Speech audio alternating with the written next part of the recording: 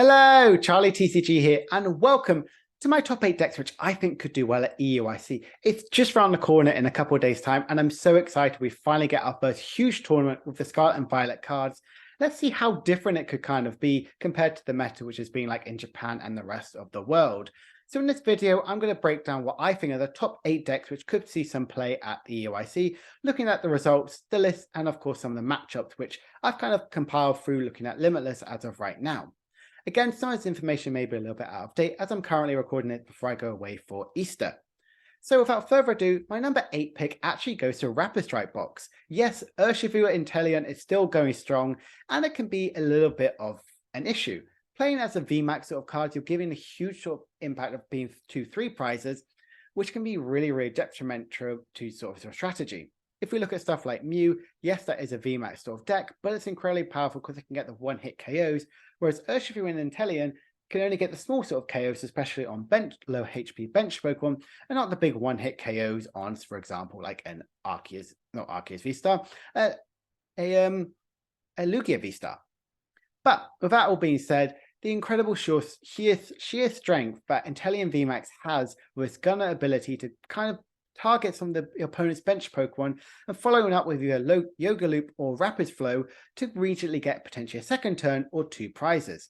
It even has had a top 8 placement over in regionals that happen over in Asia, and its matchups are pretty positive overall. Of course, your Gardevior and Lost Box is pretty good, what I just said, by targeting the benched Pokemon.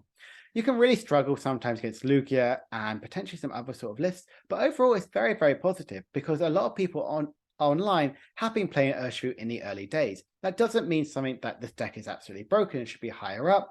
It should be something on your radar. This is a list which I've been sharing so much recently because it's a list I really like playing.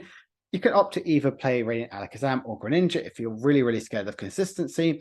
But I think Alakazam really helps open up cards like your Yoga Loop or the big 2 prizes you can get with Rapid Strike Urshifu's G Max attack.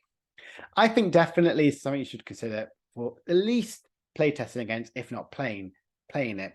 Because it's going to Europe, Rapid Strike Urshifu did in fact win the last one. Definitely something to still be on the radar because it is still just as strong. I think as they are both VMAXs, it can kind of be seen as a hindrance. And to really help your Mew matchup, you have to play 2 copies of Drapion to really help swing it to your favor. Overall, definitely something to either playtest or know how to play against it. My number 7 spot does go to Arceus Giratina. I know it just got top 4 in the last huge regionals over in Japan, but overall, I think it really can be really slow to set up. If you're not going second and attacking with Trinity Charge, or turn 2 going with Trinity Nova if you go first, you can really fall behind and you're not attacking with Giratina V-Star until potentially turn 3 to even turn 5. And by then you're far too behind on the prizes and you have to try and use your Judge Path to really try and claw your way back into the game. Matchup wise is pretty decent, but does struggle a little bit with Rapid Strike Box, Lugia, Mew, and also Miraidon. The decks which can either hit you for weakness or completely go away and be really fast and aggressive to shut you off without playing anything. I think it is the sheer strength that Giratina V-Star has in attack and Arceus V-Star's Starbirth ability, you can really have an amazing sort of time. This is the list that actually I've kind of modified from the top 4 placement. I have cut a Path to Peak to add a Lost Vacuum. Why have I done this? I've been pretty worried about being locked out of Path to Peak because if you think about it, if you look at Arceus, you look at Lugia, you look at Miraidon, you look at Gardevior, all of these have abilities on rule box Pokemon which absolutely rule and dominate the format. Hence why having a way out of it, you could opt to play a Pumpkin Boot and still keep with the 3 paths, but I like to have Lost Vacuum because you could potentially disrupt your opponent or potentially get rid of like their Sky Steel Stone for them not to get those big KOs and can really be a surprise. Overall, I think this list is pretty good, but like I said, it can a little bit fall behind if sort of taking the turns if you miss out a few stuff. Speaking of missing out a few turns if it doesn't get set up, Gardevior EX is my number 6 spot. I know this is one of the huge hype cards. It's one of the first brand new archetypes kind of talking into this format. And it did incredibly well in the first huge Champions League over in Japan.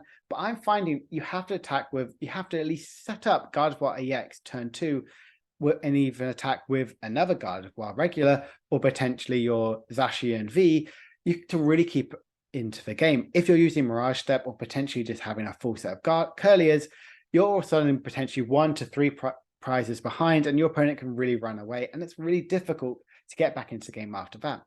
Looking at this matchup wise, even on Limitless, it can be seen that its only positive one is Lost Zone Giratina. The rest of it's all below 45%.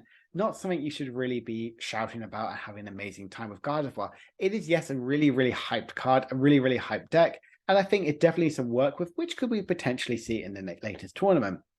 This is very similar to the list that actually did come second at a few of the huge tournaments itself. As you can see, not much has really changed. I really think Mew is incredibly helpful, but if you think about all of your item cards are purely on the basis of getting out Gardevoirs, getting out your Curlies, getting out all of your attackers, or getting them set out as quickly as possible. Your supporter line is really, really different because you want to get the huge setup with Shining Arcana or Refinement with Curlier. I think this list definitely still needs some work with. I think Gardevoir just definitely needs, we need to find its right list right now.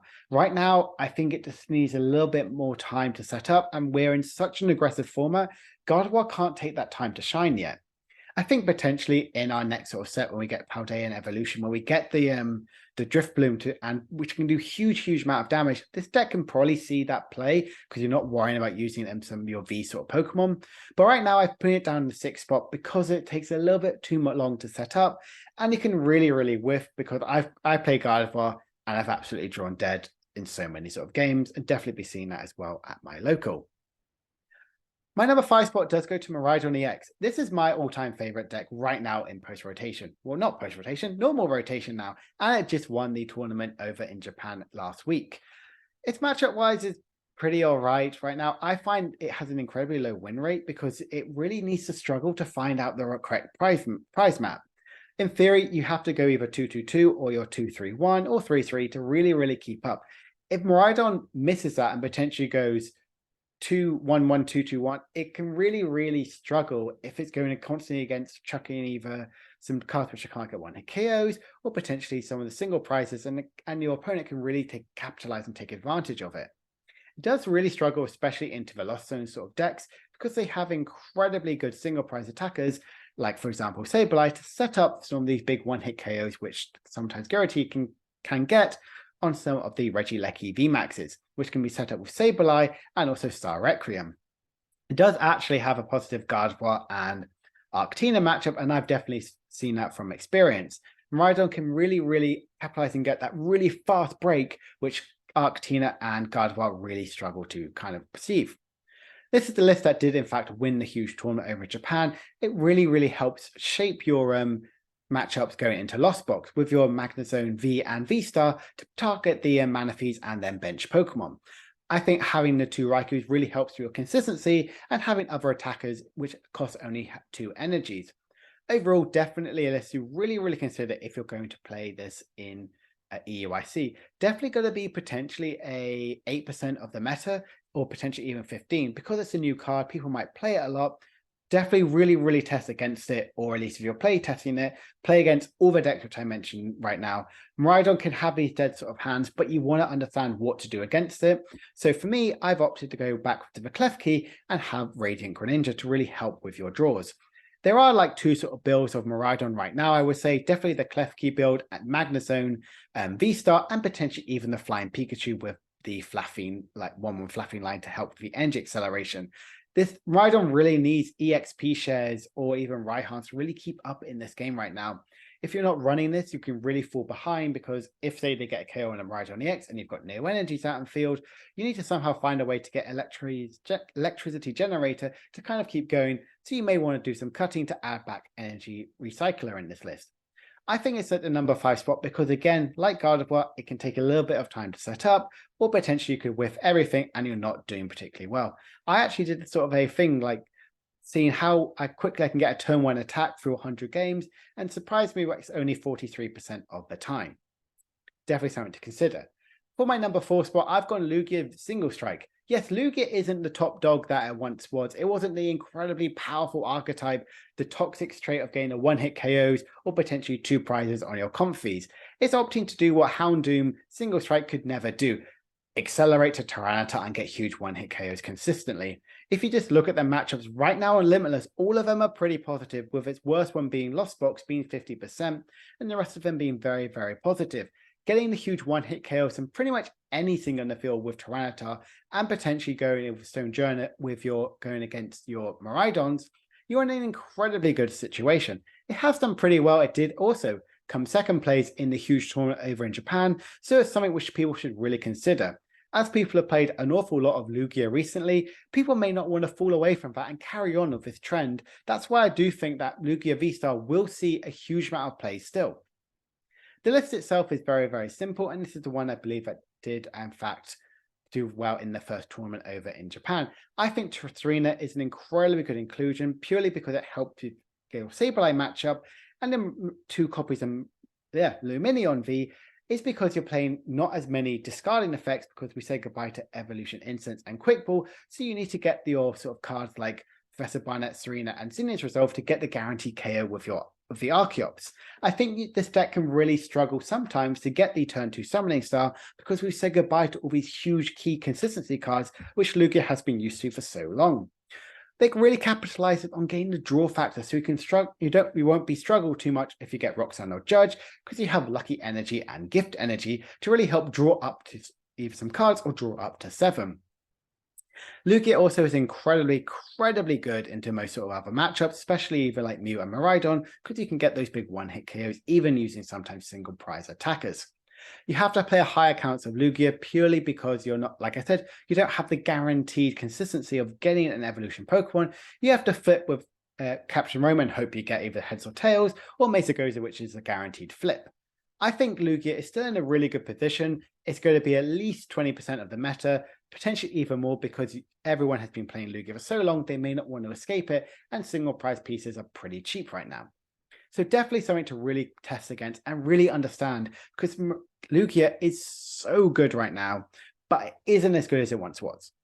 My number 3 spot may be a bit controversial. I've gone with Arceus Giratina, and then speaking from experience, I did in fact play it in a tournament last week, but I found it to be a little bit sort of slow at times. I got donked by a Luna Rock purely because I didn't draw anything. I went draw pass, and they managed to get the KO.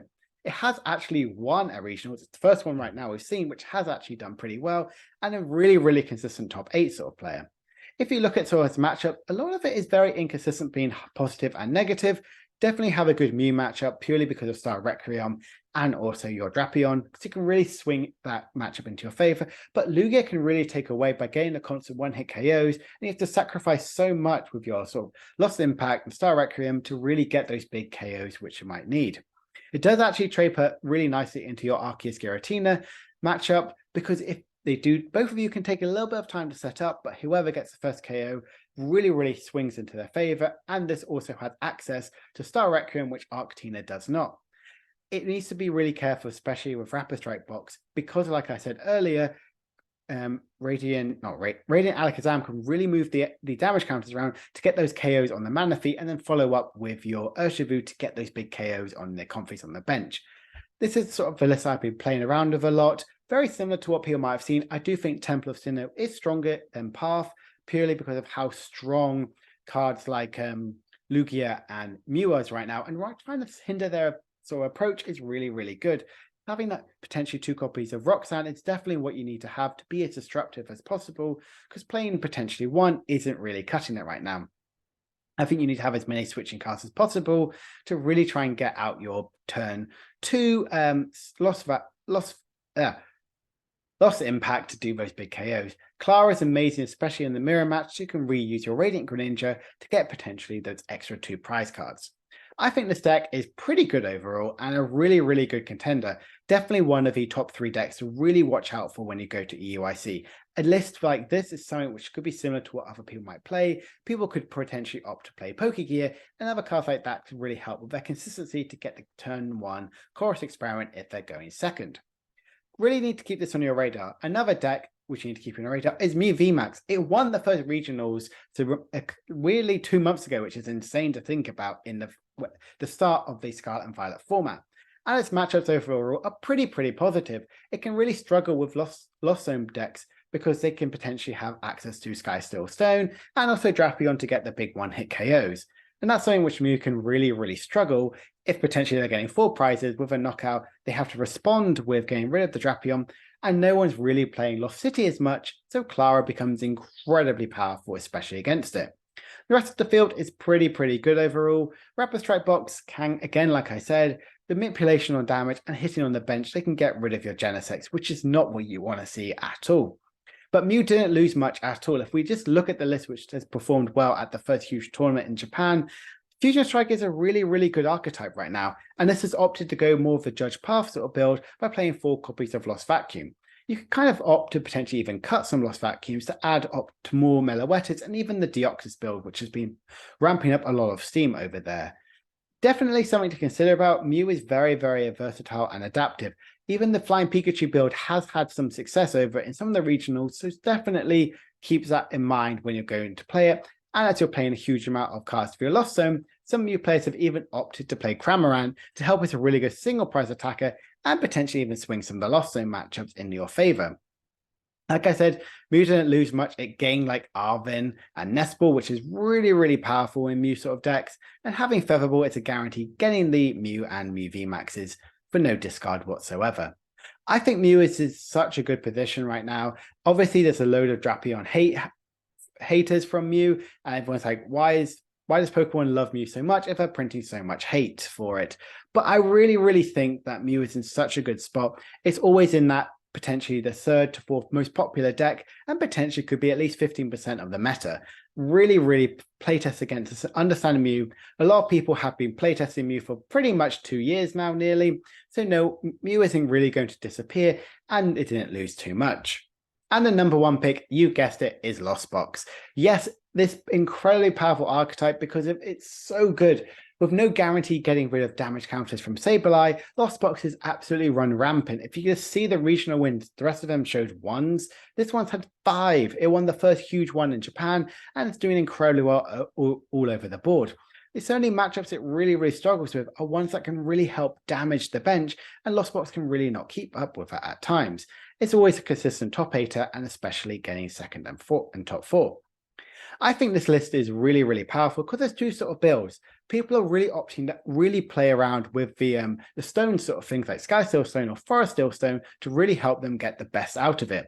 This is the list that did in fact win the first huge tournament over in Japan, and having Sky Steel Stone can really swing your Mew and even your Lugia matchup by getting 3 to 4 prizes depending on which Pokemon you use to get those big KOs. Or even getting some setups with using your Sableye or Cramorant, so you can use cards like Snorlax and Zamazenta to get the KO that sort of way.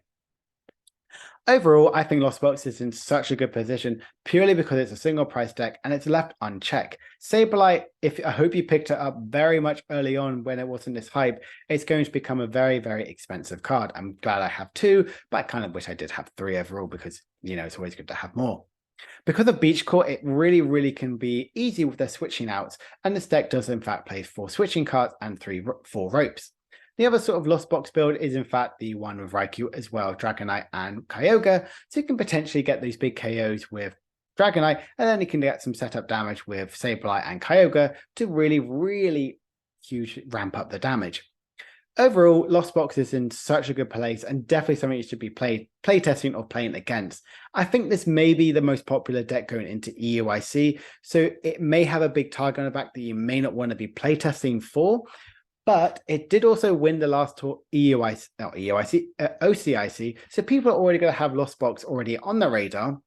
But I think because it's in such a huge power level than it's never had before, it's in like the Lugia levels of what we had recently, people are going to try and find a teching option for these sort of decks. So those are my top 8 sort of predictions of what I think could do well, and kind of a rough sort of meta sort of outline.